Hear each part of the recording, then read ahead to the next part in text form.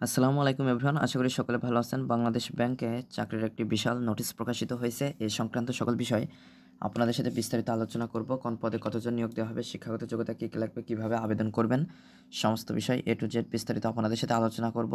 তো অবশ্যই আপনারা ভিডিওটি না টেনে সম্পূর্ণ ভিডিওটি দেখবেন। তাহলে চলুন মূল ভিডিওটি শুরু করা যাক। তো নোটিশটি 6 নভেম্বর 2025 প্রকাশিত হয়েছে।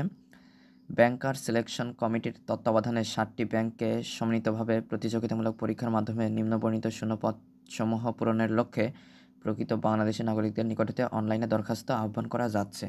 তো এখানে পদের নাম অফিসার ক্যাশ, এই পদে নিয়োগ দেওয়া হবে। মোট এখানে 852টি পদ রয়েছে। তো এখানে সোনালী ব্যাংকে 84টি, অগ্রণী ব্যাংকে 300টি, রূপালী ব্যাংকে 200টি, বাংলাদেশ ডেভেলপমেন্ট ব্যাংকে 41টি, বেসিক ব্যাংক লিমিটেড এখানে 48টি, বাংলাদেশ কৃষি ব্যাংক এখানে 62টি, প্রবাসী কল্যাণ ব্যাংক এখানে 17টি পদ ফাঁকা রয়েছে। তো যারা এখানে আবেদন করতে ইচ্ছুক, অবশ্যই আপনাদেরকে আগে শিক্ষাগত যোগ্যতা এগুলো বিস্তারিত বুঝে তারপরে আবেদন যেতে হবে। তো এখানে প্রথমেই বলছে স্বীকৃত বিশ্ববিদ্যালয় হতে যে কোনো বিষয়ে স্নাতকোত্তর ডিগ্রি অথবা 4 বছর মেয়াদি স্নাতক সমান ডিগ্রি থাকলে আপনারা এখানে আবেদন করতে পারছেন। মাধ্যমিক স্কুল সার্টিফিকেট সমমান এবং তদূর্ধ্ব পর্যায়ের পরীক্ষাসমূহে ন্যূনতম একটিতে প্রথম বিভাগ শ্রেণী থাকতে হবে। গ্রেডিং পদ্ধতির ফলাফলের ক্ষেত্রে সরকারি নীতিমালা প্রযোজ্য হবে। কোনো পর্যায়ে তৃতীয় বিভাগ শ্রেণী গ্রহণযোগ্য হবে না, অর্থাৎ আপনার এসএসসি, এইচএসসি, অনার্স, মাস্টার্স, তো এখানে কোনোটাই যদি আপনার তৃতীয় কোনো একটা বিভাগ থেকে থাকে কোনোটাই, তো আপনারা এখানে আর আবেদন করতে পারছেন না।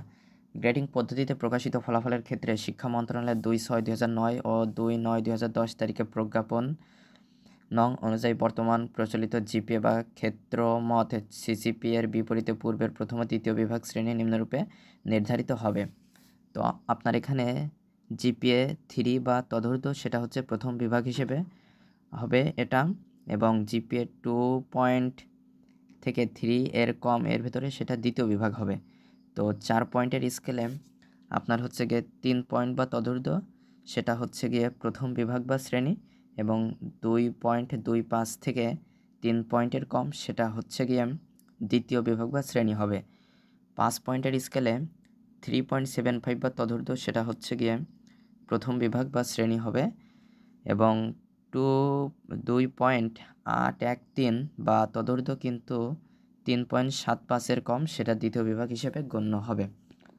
তো এখানে প্রার্থী ও লেভেল, এ লেভেল পাস হলে দেশীয় সংশ্লিষ্ট শিক্ষা বোর্ড হতে ইস্যুকৃত সমান সার্টিফিকেট, এবং বিদেশি বিশ্ববিদ্যালয় হতে ডিগ্রিপ্রাপ্ত হলে দেশীয় সংশ্লিষ্ট বিশ্ববিদ্যালয় মঞ্জুরি কমিশন, শিক্ষা মন্ত্রণালয় বা যথাযথ কর্তৃপক্ষ কর্তৃক ইস্যুকৃত সমান সার্টিফিকেট অনুযায়ী ডিগ্রি ও ফলাফলের শ্রেণী, বিভাগ, জিপিএ, সিজিপিএ উল্লেখসহ তথ্য সম্বলিত ডকুমেন্ট মৌখিক পরীক্ষার সময় চেকিং বোর্ডে অবশ্যই দাখিল করতে হবে। তো বয়স আপনারা হিসাব করবেন 1/7/2025 তারিখে অনুযায়ী 21 থেকে 32-এর ভিতরে যাদের বয়স রয়েছে তারা আবেদন করতে পারছেন। এখানে একদিন বা 1 ঘন্টা কম বেশি হলেও, একদিন ঘন্টার হিসাব আসলে তো হয় না, এখানে একটা দিন যদি কম বেশি হয় সেক্ষেত্রে আপনারা কিন্তু আবেদন করতে পারবেন না, অবশ্যই এটা মাথায় রাখতে হবে।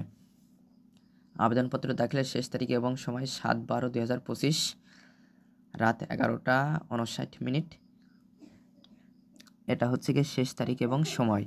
তো সময়টা খুবই কম সময় রয়েছে। তো আপনারা যারা আবেদন করতে চাচ্ছেন আবেদন করে নেবেন। আবেদন ফি প্রদান, পেমেন্ট ভেরিফাই এবং ট্র্যাকিং পেজ সংগ্রহের শেষ তারিখ ও সময় 9/12/2025 তারিখ রাত 11:59।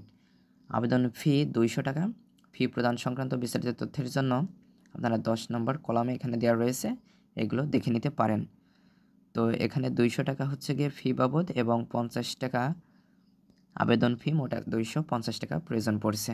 অনলাইনে রেজিস্ট্রেশন কিভাবে করবেন সেটা এখানে দেওয়া রয়েছে। arecruitment.bb.org.bd নির্ধারিত পূরণের মাধ্যমে অনলাইনে নিবন্ধনকৃত আবেদন করতে হবে। ইস্যুকৃত নিবন্ধন ইতিপূর্বে নিবন্ধনকৃত প্রার্থী বিদ্যমান সিভি ব্যবহার করে আবেদন করতে পারবেন। আবেদন দাখিলের বিস্তারিত নিয়ম ও শর্তাবলী ওয়েবসাইটে আপনারা পেয়ে যাবেন। তো এখানে সিভি আইডি নাম্বার এগুলো দেওয়া রয়েছে, তারপরে প্রার্থীর বিবরণ কী কী প্রয়োজন পড়বে সেগুলো, প্রার্থীর স্থায়ী ঠিকানা এগুলো উল্লেখ করা রয়েছে। তো আপনারা এখানে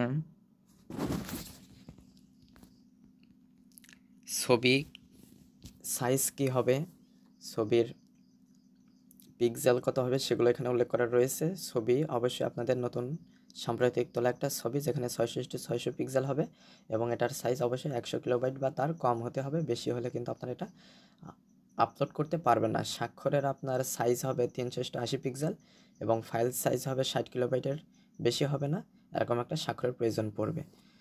তো এগুলোর মাধ্যমে আপনারা ওয়েবসাইটে গিয়ে এই তথ্যগুলো দিবেন এবং আপনাদের একাডেমিক যে তথ্যগুলো রয়েছে সবগুলো সঠিক তথ্য দিয়ে ফর্মটা পূরণ করবেন।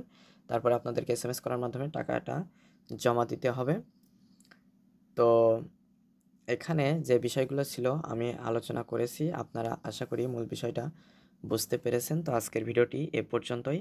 ভিডিও সংক্রান্ত কোনো মতামত থাকলে অবশ্যই কমেন্ট করে জানাবেন। আর যারা চ্যানেলটিতে নতুন এবং যারা এখনও চ্যানেলটি সাবস্ক্রাইব করেন নাই, তারা অবশ্যই চ্যানেলটি সাবস্ক্রাইব করে আমাদের সাথেই থাকবেন।